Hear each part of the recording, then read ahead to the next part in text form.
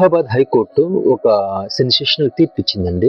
ఏంటంటే ఎస్సీలు హిందూ మతం అనకూడదు, వాస్తవానికి సనాతన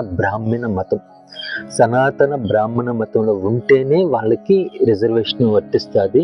అదే గనుక వాళ్ళు క్రిస్టియానిటీకి వెళ్తేనో, లేకపోతే ముస్లింగా కన్వర్ట్ అయితేనో, లేకపోతే ఇంకొక XYZ మతాలకు వెళ్తే వాళ్ళకి రిజర్వేషన్ వర్తించదు అన్నారు.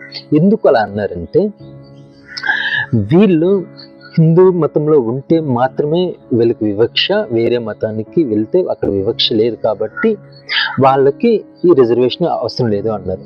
సరే, ఇప్పుడు నేను అంటుంది ఏంటంటే, హిందూ మతంలో వివక్ష అన్నారు. హిందూ మతం సనాతన బ్రాహ్మణ మతంలో వివక్ష ఉందన్నారు. అలాంటప్పుడు వివక్ష ఉన్న బ్రాహ్మణ మతంని ఎలా మీరు ధర్మం అంటారు? అంటే ఇక్కడ ఒకటి జరుగుతుందండి.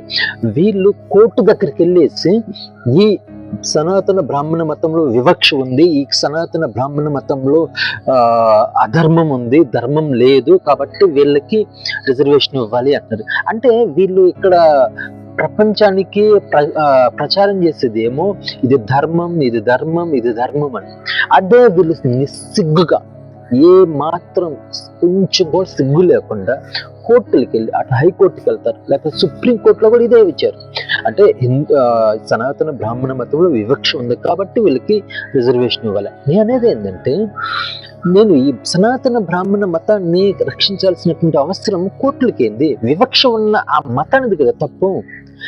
అంటే ఒక భారతదేశ పౌరుడు నిండు గర్వంతో ఐఎమ్ ఇండియన్ అని చెప్పేలా బతకాలి కదా. అలాంటి ఒక భారతదేశ పౌరుడిని వివక్ష గురి చేస్తారా? అంటే ఇది దేశద్రోహం కాదా? ఈ క్యాస్ట్ అనే రిమార్క్ తోటి వాళ్ళు దేశాన్ని దోచుకున్నారు. ఈ క్యాస్ట్ అన్న ఒక రిమార్క్ తోటి వాళ్ళు ఏంటంటే కనుక ఈ దేశాన్ని రూల్ చేస్తున్నారు. ఇక్కడ ఉద్దేశం ఒకటే అండి, ఏంటంటే కనుక మనము ఈ సనాతన బ్రాహ్మణ మతం అని చెప్పేసి అన్ని కులాలను వ్యక్తం చేయాలి.